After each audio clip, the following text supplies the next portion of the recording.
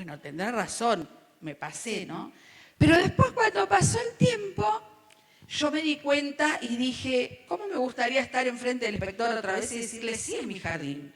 Porque yo me preocupo todos los días, cocino para que los chicos, cuando faltaban los auxiliares, los chicos tengan la comida, no falto, me ocupo de que nada les falte, hacíamos rifas para pintar el lugar. Y entonces yo decía, ¿cómo me gustaría estar ahora? Porque era mi jardín, porque era el lugar donde yo trabajaba, pero donde yo también dejaba todo lo que yo era, ¿no? ¿Y qué pasará con la iglesia? ¿Será que algunos solo están y no pertenecen? ¿Cómo veremos, cómo sabremos en una iglesia quién está y quién pertenece? ¿Quién es o quién se hace? Porque así se llamaba el mensaje, ¿no? ¿Sos o te haces? Hay algunos que solamente se hacen y no son. ¿Saben que en el libro de Efesios habla de cómo nosotros pertenecemos? Hay una manera de entrar, ¿sí? Vamos a hablar especialmente de lo que es la iglesia, ¿no? Pero hay una manera de entrar a esta familia. Y en Efesios 2, del 19 al 22, no lo busquen, después buscamos el otro, dice, Pablo les dice a los efesios, por lo tanto ustedes ya no son extraños ni extranjeros, sino conciudadanos del pueblo elegido y miembros de la familia de Dios. Y después sigue, dice, edificados sobre el fundamento de los apóstoles. Pero ahí dice, ustedes ya no son extranjeros, ustedes son miembros de la familia de Dios y conciudadanos. Hay una manera de entrar a esta familia de Dios. Y la manera de entrar es ser, ¿cómo entra uno a una familia? O te tienen de manera natural, ¿no es cierto? Como hijo natural, o como hay de otra forma, adoptados, ¿sí? Nosotros no somos hijos naturales, somos adoptados. Y el Señor nos adoptó pagando el precio en la cruz, muriendo por nosotros. Y cuando nosotros recibimos al Señor Jesús en nuestro corazón, el Señor nos adopta como hijos. Entonces ahora somos miembros de la familia de Dios, ¿sí? Y no es lo mismo, ¿sí?, asistir a una familia que pertenecer a una familia. No es lo mismo asistir a la iglesia que pertenecer a la iglesia. Y nosotros decimos, pero ¿cuál es la diferencia? ¿En dónde se ve? ¿Qué cosas hay donde yo puedo notar, no estoy tan comprometido, tan comprometida? Me parece que falta un poquito más, ¿sí? Ahora después vamos a leer el libro de Hechos, ¿sí? Entonces, ¿cómo mostramos nosotros? En el libro de Hechos, capítulo 2 y versículo 41, habla bien de cómo era la primera iglesia. Cuando el Señor hace algo, el Señor mandó que hagan el arca de Noé. ¿Qué hizo Dios cuando dijo, hagan el arca? Le dijo, bueno, fíjate Noé, trata de hacer un barco, viste, que dure, que cargue los animales, que pueda estar. Fíjate vos más o menos cómo te parece, qué medida tenés que tener. ¿Eso les parece que hizo? ¿Qué hizo? Le dio todo detallado. Le dijo, vos tenés que hacer esto, de esta madera, de esta dimensión, pintalo con esto. Todo detallado. Cuando Dios diseña el tabernáculo, ¿sí?, que el tabernáculo era el lugar que ellos tenían cuando ellos estuvieron en el desierto, no tenían templo. Entonces estaba ese tabernáculo que era era un lugar donde estaba, sí, que donde iban moviendo la carpa, pero donde estaba la presencia de Dios en ese lugar. Y cuando hace el tabernáculo con todas las cosas que allí había, también Dios le dice, hagan esto de esta forma, con este material, con esta dimensión. Y Dios siempre que hace las cosas, las hace y nos enseña. Y en el libro de los Hechos encontramos la primera iglesia. La primera iglesia que estaba pasando por tiempos turbulentos por completo, ¿sí? Hacía muy poquito que había muerto Jesús, ¿sí? Jesús había muerto, había persecución sobre todos los que se llamaban cristianos, así que no era fácil en ese tiempo estar en la iglesia, no era fácil como nosotros ahora, ¿dónde vas? Me voy a la iglesia. No era fácil congregar, no era fácil estar juntos. Y si ustedes leen unos capítulos después, ahí nomás, ¿sí? Pedro es puesto prisionero porque le dicen, no podés hablar, no hables, no prediques. Te decimos que no hables de ninguna manera. Pedro le dice, yo no me puedo callar. Pero en el capítulo 6 vemos a Esteban, un joven que es apedreado, muerto a piedrazos, por predicar la palabra o por decir lo que Jesús había enseñado. En el capítulo 9 vemos que Pablo está persiguiendo a los cristianos. O sea que ser parte o pertenecer a esta iglesia no era nada fácil. No era nada fácil, porque eran momentos duros, momentos donde implicaba voy y me pueden agarrar y me pueden llevar presa. Y era así nomás. Y por eso también después vemos que está la dispersión, ¿no? Que muchos se dispersan y muchos se van por esta persecución. Pero el modelo de la iglesia que surge en el libro de Hechos es el modelo que el Señor ideó. El modelo que Él ideó para sus hijos, para su iglesia y que nosotros tenemos que tomar como referencia, ¿sí? Entonces, todo lo que el Señor muestra acá es lo que realmente es pertenecer a un lugar, a una iglesia, a una casa. Nosotros decimos iglesia es la construcción, ¿no? Pero iglesia somos nosotros. Tenemos la bendición de tener un lugar donde congregarnos, donde poder estar. Hoy hace frío, tenemos estufa, pero la iglesia somos nosotros.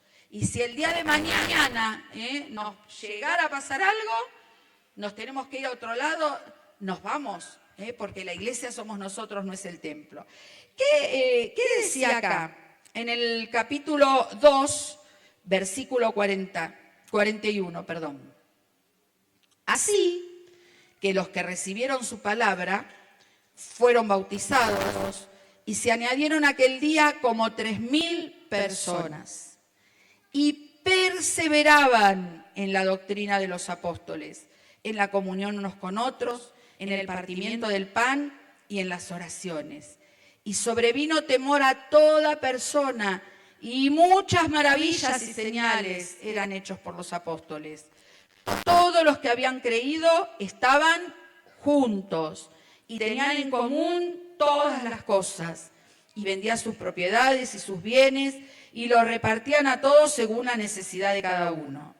Y el 46 dice, y perseverando, otra vez habla de perseverar, unánimes, cada día en el templo y partiendo el pan en las casas, comían juntos con alegría y sencillez de corazón, alabando a Dios y teniendo favor con todo el pueblo.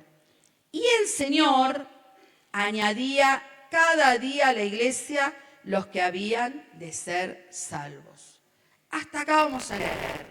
Acá habla de varios fundamentos, ¿sí? Lo primero que dice que ellos recibieron la palabra. Y cuando está hablando de recibir la palabra, es estar entendiendo lo que representa aceptar al Señor en nuestro corazón. Es muy liviano a veces y nosotros decimos, ¿querés aceptar a Jesús? Y la gente dice, sí, lo acepto, sí, total, ¿qué tiene? Mal no me va a hacer, ¿no es cierto? Pero no es lo que la palabra habla de aceptar al Señor. Aceptar al Señor es reconocer, yo estoy apartada del Señor. Yo hago cosas que al Señor no le agradan. Estoy apartado, estoy apartada. A veces hablo como en femenino, pero es para todos, ¿sí?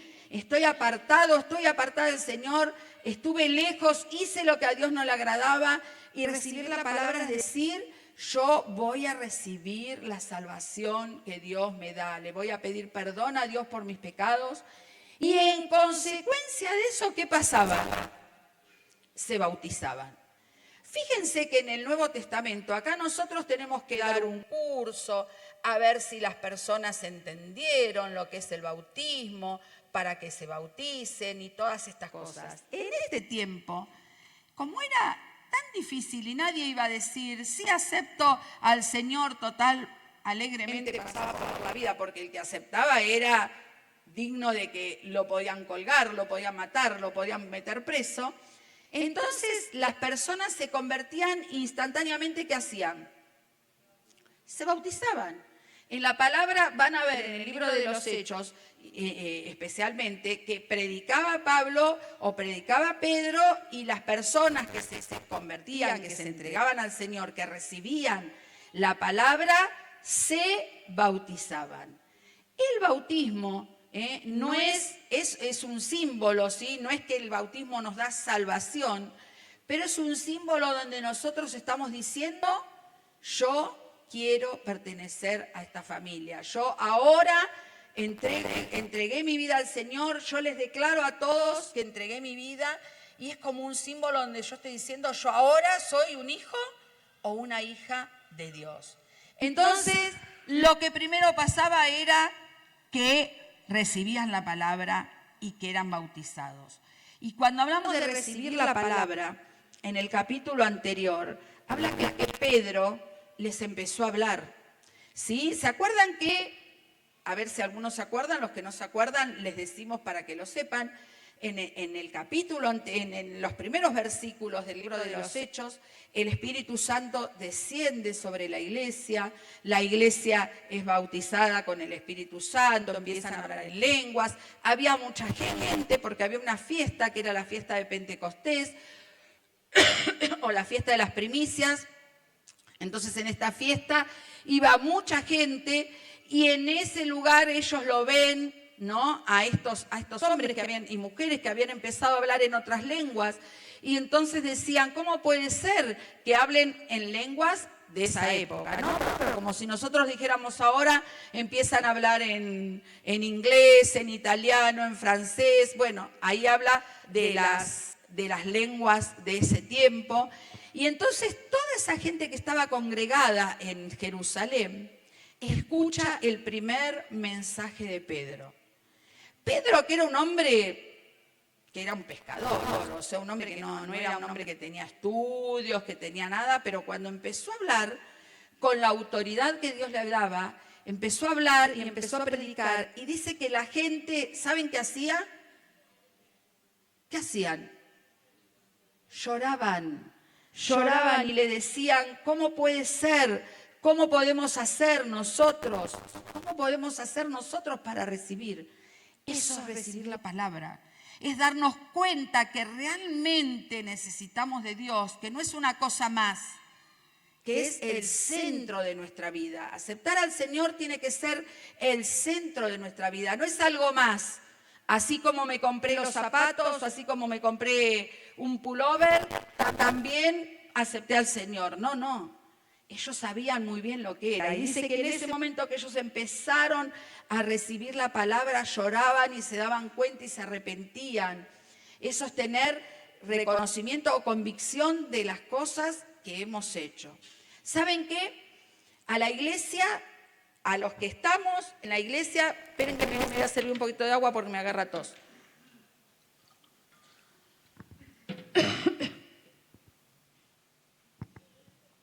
Nos cuesta mucho reconocer, porque decimos, si yo no hice nada malo, si yo mantengo a mi familia, yo trabajo, no robo, no ando haciendo cosas raras, no hice nunca nada raro, entonces yo no necesito.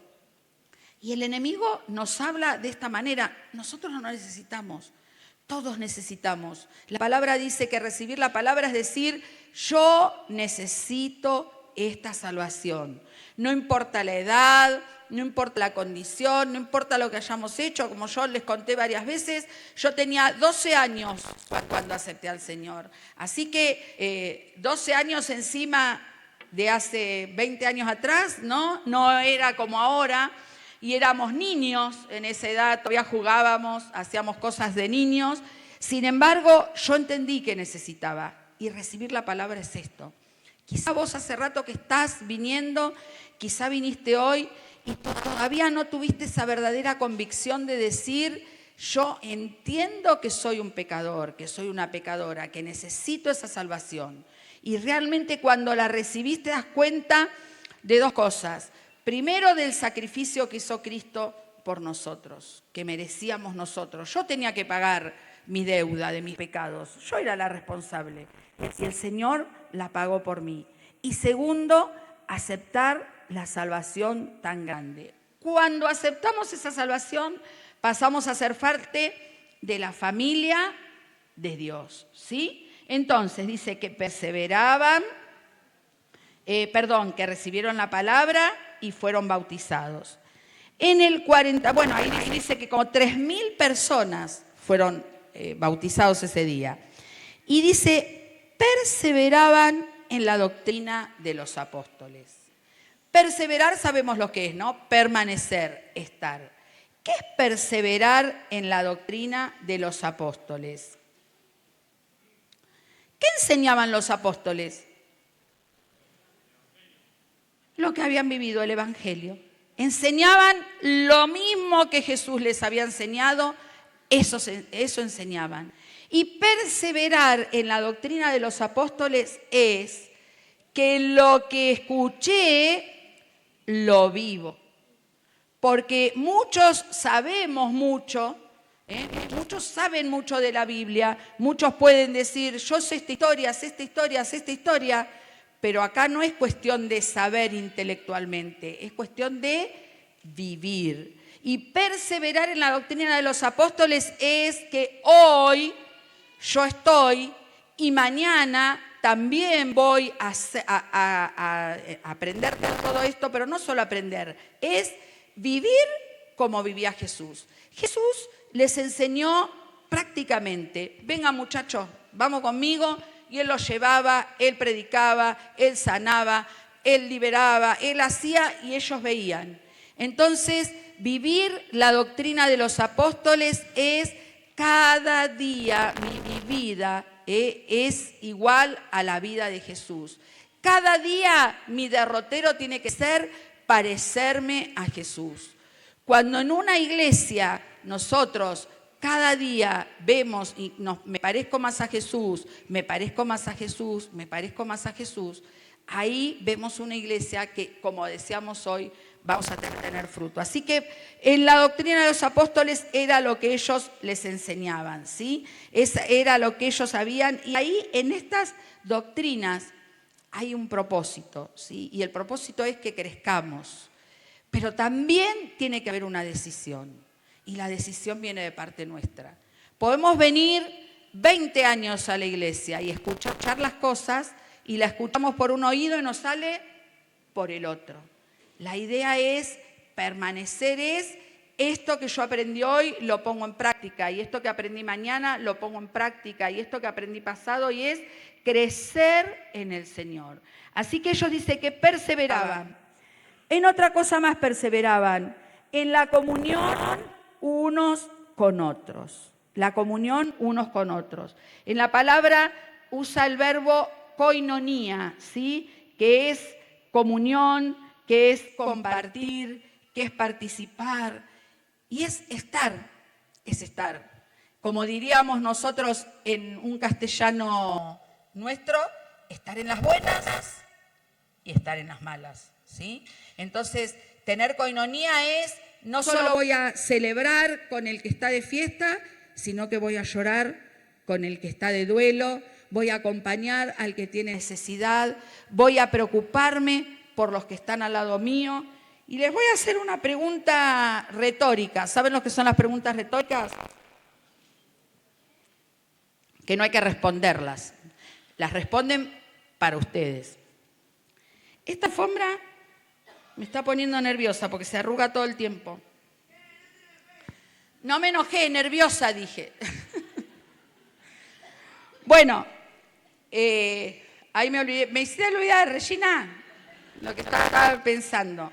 Ah, ya me acordé. La pregunta retórica que les iba a decir.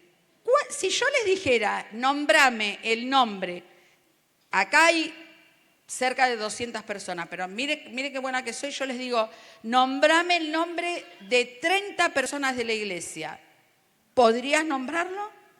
¿Podrías saber dónde viven?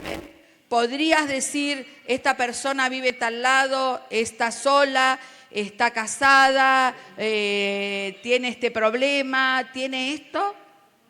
Nos cuesta mucho ocuparnos de los demás. La coinonía es servirles, ¿sí? Servir. Ayer quiero felicitar a las hermanas que organizaron el evento de mujeres, que estuvieron tan atentas, ¿no? Pero también en ese servicio se ve los que les cuesta servir, ¿no? Y entonces se sientan, falta que diga, mozo, tráeme un, ¿no? Porque nos cuesta servir, nos gusta sentarnos y que nos sirvan. En una iglesia donde uno pertenece, uno tiene que ver qué hace falta, no qué me hace falta. ¿Qué tengo que hacer? No lo que los otros tienen que hacer. La semana pasada hablaba el apóstol y decía esto, ¿no? De las personas que a veces están pensando todo el tiempo, me tienen que visitar, me tienen que preguntar, me tienen que llamar, me tienen... No. Cuando yo pertenezco no tengo que estar pensando, me tienen. Tengo que estar pensando, tengo que llamar, tengo que preguntar, tengo que saber qué le pasó, tengo que preguntar qué es lo que le está pasando. Entonces ahí realmente vemos lo que es la comunión unos con otros. Es no estar juntos solamente, porque juntos también vamos en el tren y somos un montón y ni sabemos lo que le pasa al de al lado. Es ser uno. El Padre Jesús oraba y decía que sean uno, como tú y yo somos uno. Esa era la preocupación. Hace 2000 años atrás el Señor se preocupaba por eso, que sean uno. Porque nosotros no es que somos lo peor. Los discípulos, ¿se acuerdan cómo eran? Los discípulos decían, dos decían, ¿podremos nosotros dos estar uno a tu derecha y otro a tu izquierda en el cielo? El otro estaba pensando todo el día en la plata. Ay, bueno, gracias. El otro estaba pensando todo el día cómo iban a ser. Los otros se peleaban constantemente. O sea que no era que ellos eran santos que volaban como angelitos, no, siempre pasó. Y esa fue la preocupación, porque es una característica del ser humano ocuparnos de nosotros o preocuparnos por nosotros, por lo que nos pasa. Pero acá la primera iglesia dice que se preocupaban en la comunión unos con otros. Después dice el partimiento del pan y las oraciones. ¿Y el partimiento del pan qué es? La Santa Cena, ¿sí? En realidad es la única reunión que el Señor instituyó. Él dijo, hagan esto en memoria de mí. Es la única reunión que él dijo, esto lo tienen que hacer sí o sí en memoria de mí. Y dice que ellos participaban en esto, ¿no? No solo en el partimiento del pan, sino que dicen las oraciones. Y acaba la segunda pregunta, ¿sí? Retórica. ¿Cuánto oramos por los demás y cuánto oramos por nosotros? Generalmente, cuando nos ponemos a orar, empezamos, Señor, porque vos sabés que yo tengo este problema y necesito, y dame, y pongo. Y nos cuesta mucho pensar en las necesidades de los otros. Dice que acá oraban, y no solo que oraban en sus casas, sino que dice que estaban juntos orando, ¿sí? A veces nos cuesta juntarnos, pero a veces ponernos de acuerdo con alguna persona, mirá, a tal hora por teléfono, ahora que todos tenemos celular y que hasta podemos hacer videollamada y todo, hasta los médicos atienden por videollamada. Así que, ¿por qué nosotros no lo podemos hacer? A la tal hora nos vamos a juntar y vamos a orar. ¿Por qué tenían bendición? Porque había oración. Y a veces nos cuesta tanto orar unos por otros, tanto dedicar tiempo a la oración y venir a la iglesia a estar juntos. Dice que ellos partían el pan y esto era una...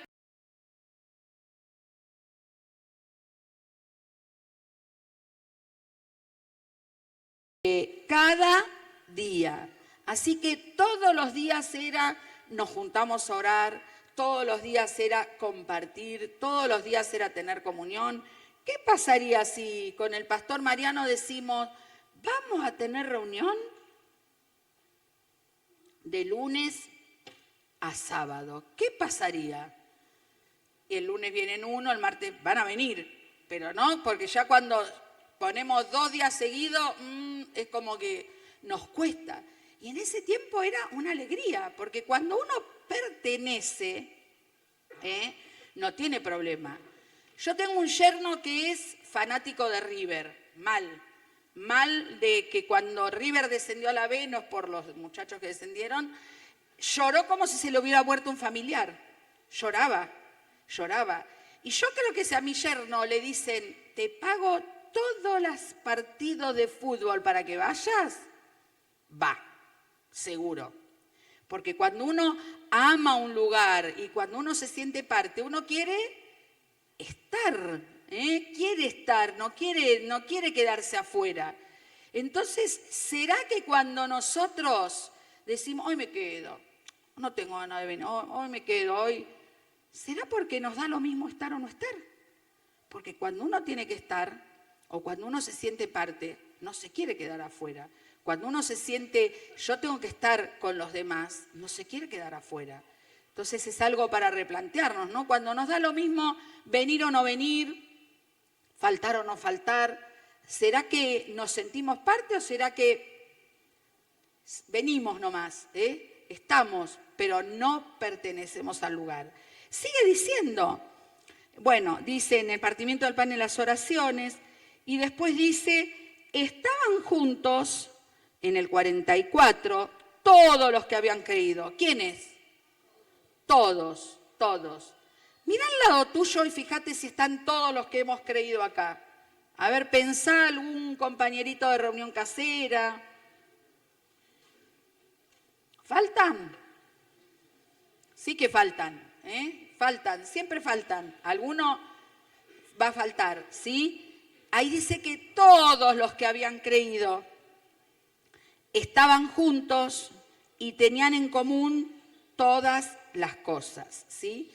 Nosotros, por supuesto, no tenemos esa costumbre de que ellos vendían sus posesiones y muchos vivían en comunidad, como en una comunidad, ¿sí?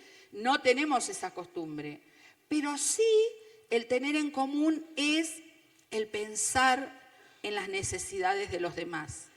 A veces no nos damos cuenta qué terrible es. El otro día fui a la farmacia, aparte de los remedios que tomamos habitualmente, bueno, tengo un problema de tendinitis, así que el doctor me dio otro remedio y otro. Y entonces yo le decía a la farmacéutica, le digo, y los compraba por la obra social, ¿no? Le digo, qué caros que están los remedios. ¿Cómo hace la gente que no tiene? ¿No? Le preguntaba yo. ¿Se sabe qué triste que es? Porque hay muchas personas que tienen que tomar, por ejemplo, el remedio del corazón y bueno, dice, este mes no lo tomo, lo tomo el mes que viene. Y dice, son remedios que los tienen que tomar y no puede.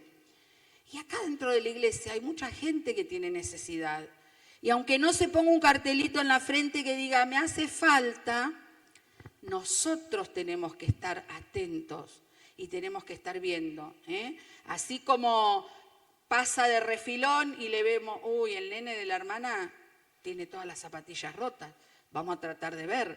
Porque cuando uno está atento, uno se da cuenta. Yo tenía una hermana de la iglesia que antes conocía, se ríe Vanessa, conocía las zapatillas, decía, algo raro anda, porque no puede tener esas zapatillas que son caras, ¿no? Así, fijarnos así y fijarnos, ¿no? O ver la necesidad o acercarnos y preguntarle, ¿está bien? ¿Precisás algo? ¿Cuánto hace que no le das algo a alguien? ¿Cuánto hace que no decís, saco del bolsillo? Porque generalmente damos la ropa que no usamos, damos lo que no vamos a tener, no, pero decir, voy a sacar algo o voy a sacar de mi sueldo, le voy a dar, no plata, o mercadería, o comprar un remedio, o hacer algo a algún hermano. Ellos dicen que tenían en común todas las cosas. Y más adelante dice que ninguno tenía necesidad. Esto que ellos hacían es una costumbre que tenía el pueblo judío. Ustedes saben que los judíos ahora mismo tienen esa costumbre de que si hay un... ¿Cómo se llaman los judíos entre judíos? ¿Compañero no? ¿Cómo se llama? Un paisano, bueno, qué sé yo, otro judío más, ¿no? Y paisano digo porque son del mismo, de la comunidad, eso. Si hay alguien de la comunidad, ellos no le hacen faltar y ellos le van a proveer. Entonces por eso ustedes no ven judíos que sean pobres, porque entre ellos siempre van a estar ayudándose. Nosotros tenemos que empezar a mirar un poquito alrededor nuestro, porque nosotros vemos mucho lo que nos falta, lo que no tenemos.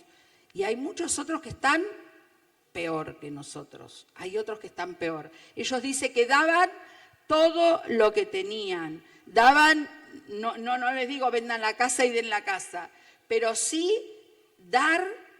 Y hay una ley espiritual que no voy a dar para que esa ley no se cumpla, pero se va a cumplir porque Dios la cumple. ¿Y cuál es? Si yo doy, me va a volver.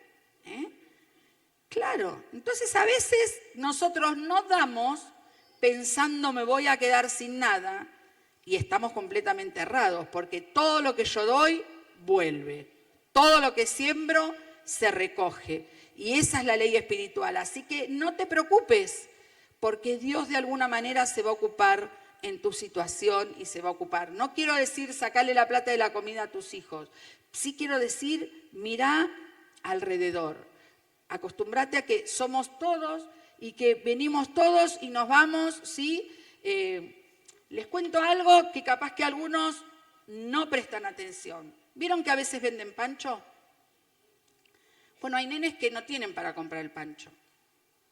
Y lo peor que le puede pasar a un chico que es ver que están vendiendo pancho y no lo come. Y podríamos fijarnos a veces, ¿no? Cuando están los nenes, porque ¿cómo nos damos cuenta? Porque el nene, ¿qué hace? Da vuelta alrededor del cosito de los panchos y no lo puede comprar. Entonces, hasta en esos detalles, ¿sí? Estar atentos y decir, si algún chiquito un día no lo puede comprar y yo sé que realmente su familia no tiene, estar atentos. Eso es compartir, es estar mirando. No sé si yo soy de observar y de ver, pero creo que tenemos que abrir un poquito más. Algunos ¿vieron las anteojeras de los caballos? Y ven ahí nomás, ven lo que a mí me pasa y lo que yo quiero. Ahí dice que todos tenían en común todas las cosas. Y también dice, bueno, vendían las propiedades, todo, ¿no? Y dice, otra vez, perseverando unánimes, cada día en el templo. Cuando dice perseveraban unánimes, quiere decir, estaban siempre y todos con un mismo sentir. ¿Cuál es el sentir que a veces tenemos cuando venimos a la iglesia? ¿Por qué venimos? Porque nos trajeron, porque nos acostumbramos, porque si no me van a llamar en la semana y me van a preguntar ¿por qué no viniste? ¿O realmente tenemos ese sentir? Voy para compartir. Porque venimos a adorar a Dios, pero venimos a adorar a Dios con los hermanos, porque si no yo me pongo la música en mi casa y alabo en mi casa y escucho la palabra, sí, en mi casa hay, o ustedes no tienen. Sí tenemos, no tenemos nadie que cante así como los que cantan acá, pero bueno. Me anoté un poroto, más o menos, dice el otro. Pero podemos estar, pero para algo Dios nos juntó acá. No es el dicho, Dios los cría y el viento nos amontona. Estamos acá porque Dios nos trajo a este lugar y porque somos una familia. Y eso es lo que tenemos que empezar a descubrir, la familia. Lo importante que es la familia. Yo a veces veo los amiguitos de mis nietos, que algunos no tienen abuelos o no tienen, ¿no? Y cómo dicen, uy, cómo me gustaría que tu abuela sea mi abuela o tu abuelo sea, ¿no? Y el otro día abrazaba a una hermana y sentía que ella sentía que era como que yo era la mamá que la estaba abrazando, porque la familia es todo en nosotros. Y la familia de la fe tiene que ser todo. Entonces, el venir acá voy a la casa de mi familia. Nosotros tenemos un grupo familiar con mis hijos, entonces yo pongo, vamos a comer algo el domingo al mediodía, y los dos que no viven en mi casa, casi seguro que van a estar, porque les gusta venir y estar juntos y juntarse en familia y estar, ¿no? Porque es bueno eso de charlar, pasar tiempo y estar. Bueno, nosotros también tenemos que estar, como dice ahí, perseverando con un mismo sentir, partiendo el pan, y habla de algo importante, que son las reuniones caseras, porque dice, comían el pan en las casas. ¿Quiénes de los que están acá van a reunión casera? Bueno, presten atención los que no van. Bueno, vas, Nelly. Si la tenés en tu casa. Ella la espera, no van. Muy bien, mirá, ¿cómo le da? Espera la reunión. Bueno, ¿quiénes esperan la reunión casera entonces? Es muy importante la reunión casera, porque ahí es donde tenemos, acá en la iglesia, ¿no? Venimos todos, vamos cayendo, no tenemos mucho tiempo de hablar, de conocernos, pero la reunión casera, sí, la reunión casera es el tiempo donde estamos juntos, donde nos conocemos, donde podemos contar lo que nos pasa, donde los hermanos o las hermanas de nuestra reunión pueden orar por nosotros, nos van a llamar si yo conté que tuve alguna necesidad o algún problema, se van a ocupar, nos van a llamar. Ellos tenían bien en claro lo que eran las reuniones caseras. Ellos en realidad no se podían juntar 3.000 en un lugar, porque juntarse 3.000 en un lugar era... Vienen los romanos y los sacan a todos. Así que el hecho de juntarse en las casas es tan importante. Nosotros, bueno, tenemos reuniones en las casas, que el año que viene les voy avisando, si empiezan la escuela, vayan buscando casas, porque vuelan todo. No, pero la idea es de las casas tan importante, ¿no? Porque es ese tiempo íntimo. Ese tiempo donde podamos compartir, donde nos conocemos, donde hablamos, donde recibimos una palabra. Hoy la palabra es para todos la misma, ¿no? Pero ahí el líder va a buscar una palabra que sea para ese grupo, para esa necesidad, para esa circunstancia que están pasando. Entonces es muy importante, primero, estar, y segundo, ir.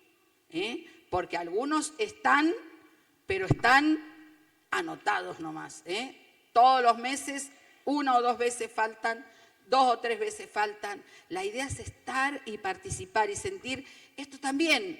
Es como si fuera el domingo, está toda la familia junta. Y en la semana están las diferentes familias en los diferentes lugares, pero que todos pertenecemos a la familia de la iglesia. Así que dice, estaban en las reuniones caseras y alababan a Dios. ¿Por qué alababan a Dios? Porque lo conocían, no era porque les era fácil. Nosotros somos de alabar a Dios cuando todo sale bien, cuando todo sale redondito, cuando no tenemos ningún problema. No. Ellos alababan a Dios aún en las dificultades, aún en la persecución. Y dice que esta alabanza que ellos tenían, esta manera de ser que tenían, hacía que todo el pueblo, no ellos, sino los de afuera, dice la palabra, tenían favor con ellos. Alabar a Dios es reconocer su grandeza, es hablar de Él donde vayamos. Cuando estamos afuera de la iglesia, ¿qué hablamos de Dios? ¿Hablamos algo o no hablamos nada? Debemos, exactamente, debemos, pero aparte alabarlo. A veces afuera nos quejamos, No, alabar a Dios y reconocerlo. ¿Qué pasaba en esta iglesia entonces? Porque dice que pasaban todas estas cosas, que perseveraban, unánimes, que recibían la palabra, que oraban, todo. Y dice que había multiplicación. ¿Por qué? Porque se añadieron, en el 41 dice, aquel día como 3.000 personas.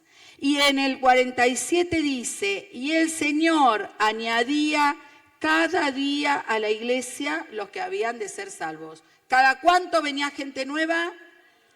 Todos los días. ¿Y quién la traía? El Señor.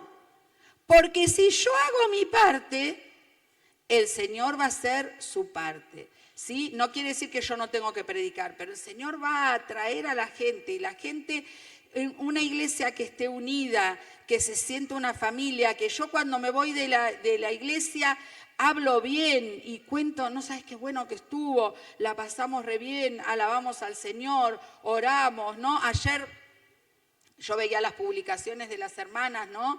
Cómo publicaban, qué linda que estuvo la reunión, qué bien que nos atendieron. Eso es testimonio para los demás. ¿Y los demás qué van a decir?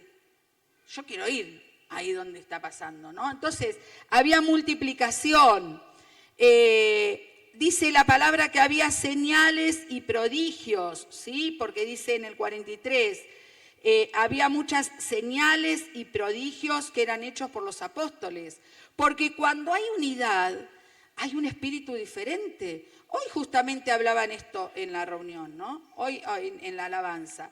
Cuando hay unidad, hay algo que se respira en el ambiente, ¿no? Esa paz que se respira, que no viene porque no va a haber problemas, no viene porque no va a haber situaciones, no viene porque no va a haber cosas, sino porque la gente va a venir a decir, qué bien, me voy renovado. ¿Vieron cuando uno está en un lugar donde se siente bien, donde entonces dice que había señales? El Señor va a hacer que cuando la iglesia realmente se una en oración, van a empezar a ver cada vez más señales y prodigios. Hoy vimos igual una, ¿no? De lo que contó Susan de su niña, que tenía un pronóstico que no iba a caminar, que no se iba a mover, y las cosas que Dios va a seguir haciendo en su vida. ¿Y cuántos de nosotros también hemos recibido señales y prodigios del Señor? Porque Dios obra milagrosamente, ¿no?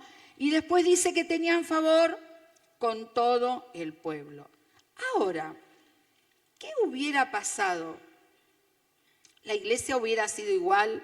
Las circunstancias o los frutos, lo que se veía afuera hubiera sido igual si la iglesia no hubiera sido perseverante, no hubieran tenido unidad, no hubieran tenido comunión, no se juntaban cada día. ¿Hubiera sido lo mismo?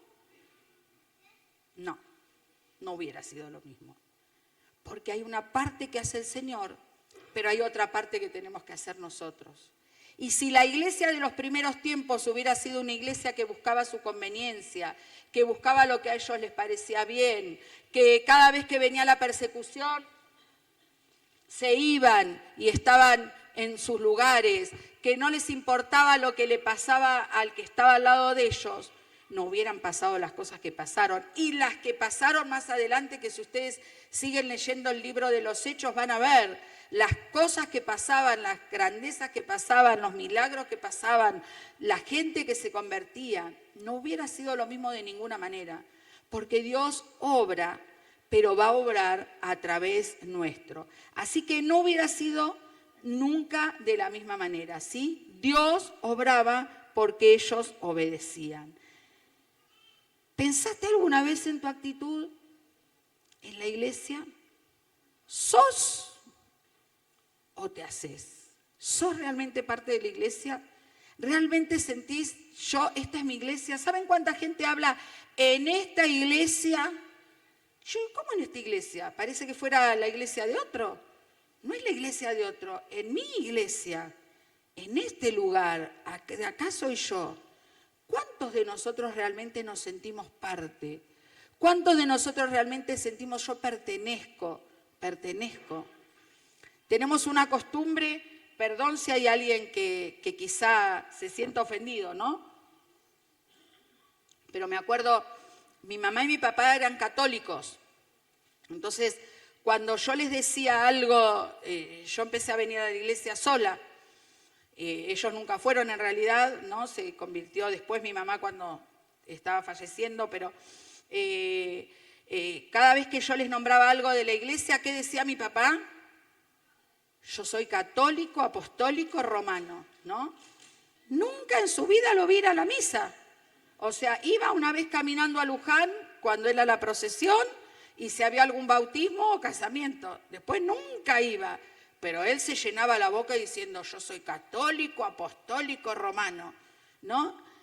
Y a veces nosotros también decimos yo soy cristiana evangélica, yo soy cristiano evangélico, pero parecemos el agente 007, porque nadie sabe afuera que nosotros somos realmente cristianos. Nadie se da cuenta porque no tenemos una manera de vivir acorde. Tenemos que empezar a cambiar, pero principalmente tenemos que pertenecer. Y lo que primero tenés que hacer es darle gracias a Dios por la iglesia que estás. Tenemos que darle gracias a Dios por la familia en donde estamos, porque a veces pensamos, uy, si hubiera estado en otra familia, hubiera sido, se ve que el Señor se equivocó, me mandó equivocada, cayó la cigüeña en otro lado y irá para otra casa, ¿no? Debe ser eso. No creo que el Señor se haya equivocado. Tenemos que empezar a agradecer por el lugar donde estamos, agradecerle al Señor. Yo te doy gracias, Señor, porque estoy en este lugar, porque a pesar de que pueden haber problemas, pueden haber circunstancias, pueden haber luchas, vos me pusiste en este lugar y este es mi lugar. Y cuando uno siente que es su lugar, ¿qué va a hacer? No se va nunca una cosa, va a tratar de hacer todo lo mejor. Yo en mi casa no hace falta que un hermano venga y me diga, Tere, limpia, o hace esto, o pone una florcita, o no hace falta, porque es mi casa y yo pienso en mi lugar tiene que estar. Entonces, cuando nosotros sentimos estoy en mi casa, él es mi hermano, ella es mi hermana, somos todos hermanos, estamos todos en un mismo lugar, tenemos todos un mismo sentir, alabar al Señor, servirle, honrarle, nunca pensar, estaría mejor, qué bueno que estaría ir a la iglesia de Freyson, ahí sí que está bárbaro, ¿no? Hay cuántas personas que están en un lugar y están pensando en estar en otra iglesia. No desmerezco la iglesia de Freyson, por favor, ¿no? Pero lo nombro como alguien que se conoce. No, este es mi lugar.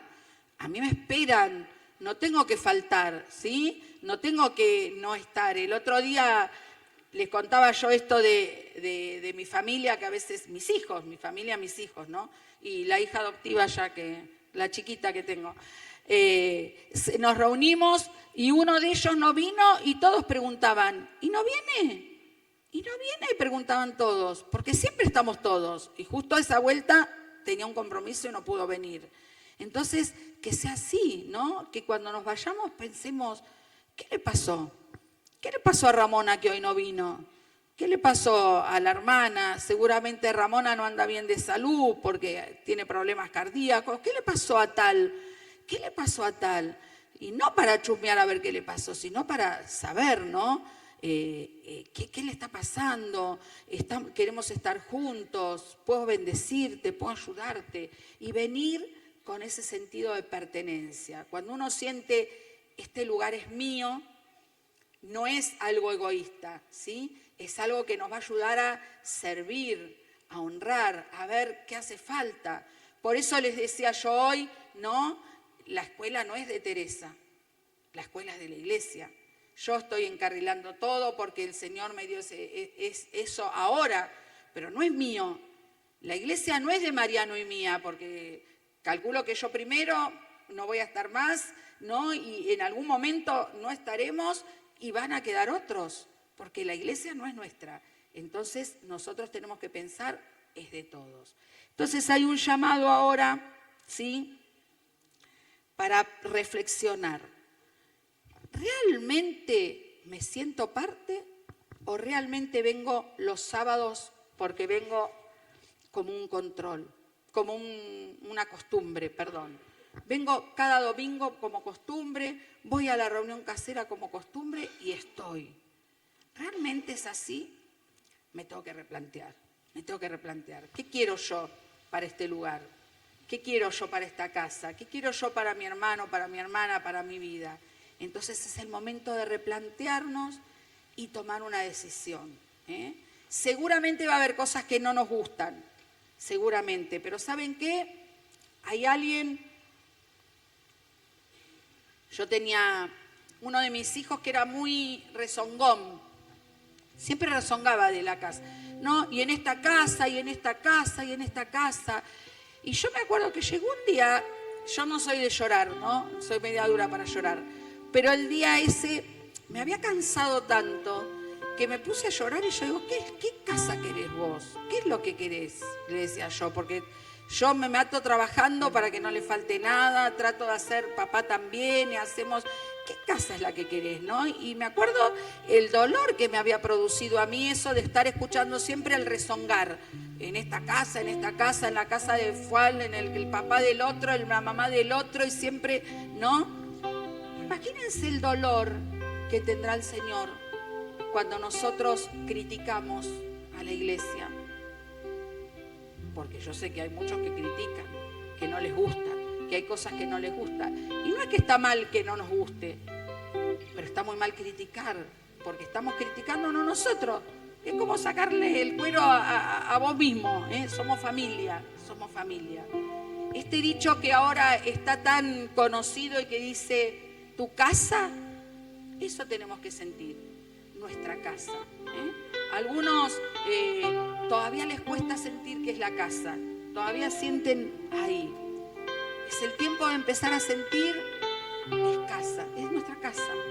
Estamos juntos, fuimos todos adoptados por el mismo Padre, nos puso en este lugar, estamos juntos para alabarle y adorarle. Y porque vamos a ver la grandeza del Señor. El Señor se va a manifestar, el Señor va a hacer grandes obras, van a pasar muchas cosas cuando nosotros nos unamos todos y todos tengamos el mismo sentir, de tirar para adelante, de que la gloria del Señor sea manifiesta, que muchas almas se conviertan, que la palabra de Dios sea predicada y estar juntos en armonía. Nos ponemos de pie.